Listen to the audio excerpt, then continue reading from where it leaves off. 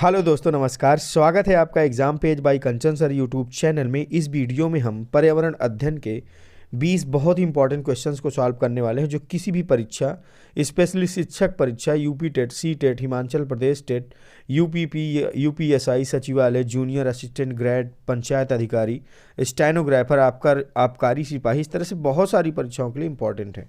Question के pattern को इस तरह से डिजाइन किया गया है कि इसी तरह के क्वेश्चन आपको एग्जाम्स में मिलेंगे। शुरुआत करें क्वेश्चन नंबर 1 से। कौन सा रोग वैक्सीनेशन से नियंत्रित नहीं किया जा सकता है?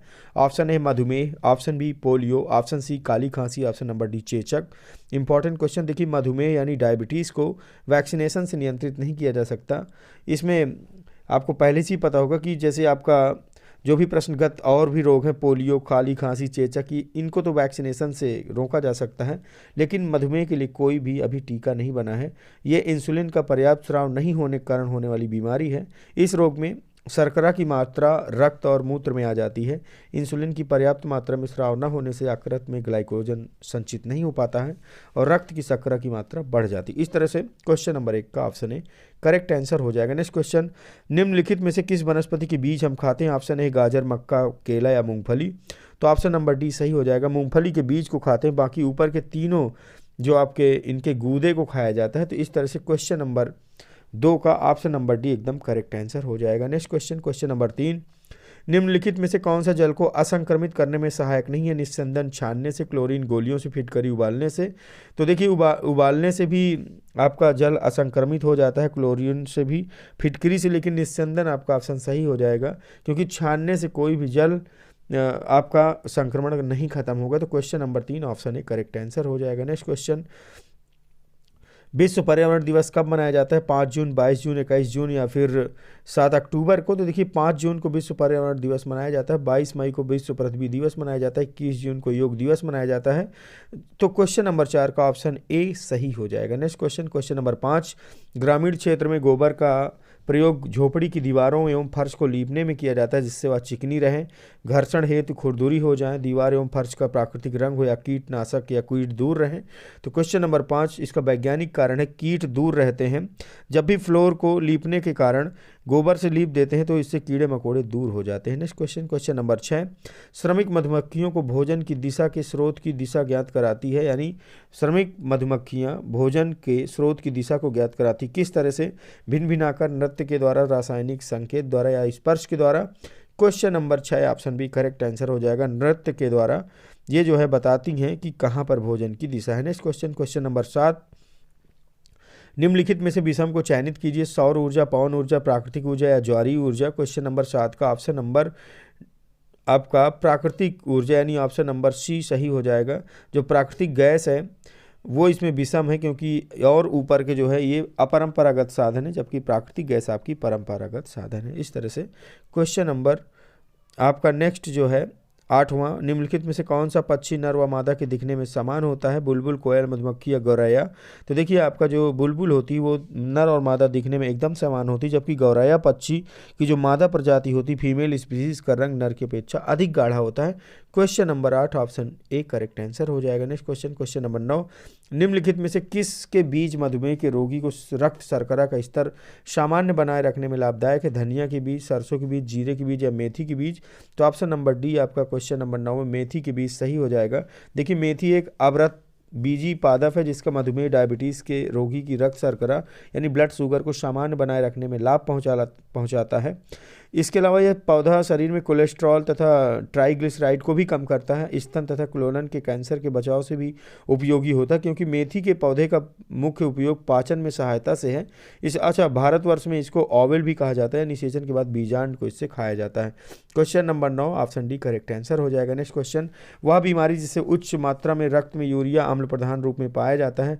अर्थराइटिस, गठिया या गाउट, संधिवात, रोमैटी या रोमैटिक जो आपका हृदय होता है। तो इसमें जो क्वेश्चन आपका एकदम करेक्ट आंसर हो जाएगा ऑप्शन नंबर बी गठिया सही हो जाएगा। देखिए, अर्थराइटिस तो अलग चीज़ हो गया, लेकिन गठिया के रोगी को गांठों में असह्य दर्द होता है। खून ये होता क्यों है?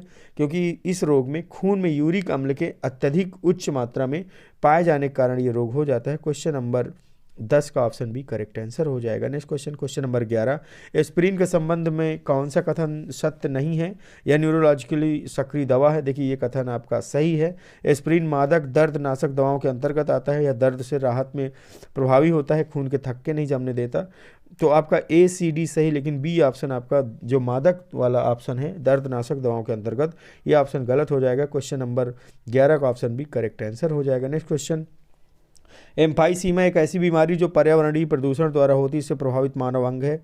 यकृत, वृक्क, फुफ्फुस, फेफड़े या मस्तिष्क? देखिए बहुत इंपॉर्टेंट क्वेश्चन। जो एम्फाइसीमा है एक प्रकार की क्रॉनिक प्रतिरोधी फुफ्फुसी रोग है। इसको COPD भी बोलते हैं, यानी क्रॉनिक ऑब्स्ट्रक्टिव पल्मोनरी डिसीज कहते हैं, जिससे मानव का फेफड़ा प्रभावित होता है।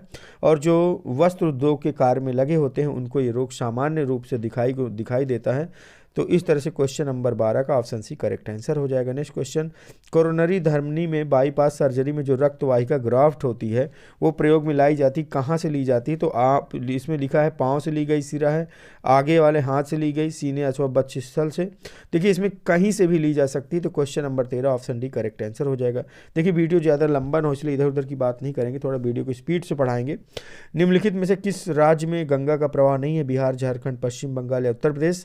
तो देखिए गंगा नदी उत्तराखंड से शुरू होकर उत्तर प्रदेश, बिहार, फिर पश्चिम बंगाल से होकर पश्चिम बंगाल से बंगाल की खाड़ी में गिर जाती है। आपका ऑप्शन नंबर बी झारखंड सही हो जाएगा। क्वेश्चन नंबर 14, यानी झारखंड में गंगा नदी नहीं बहती है।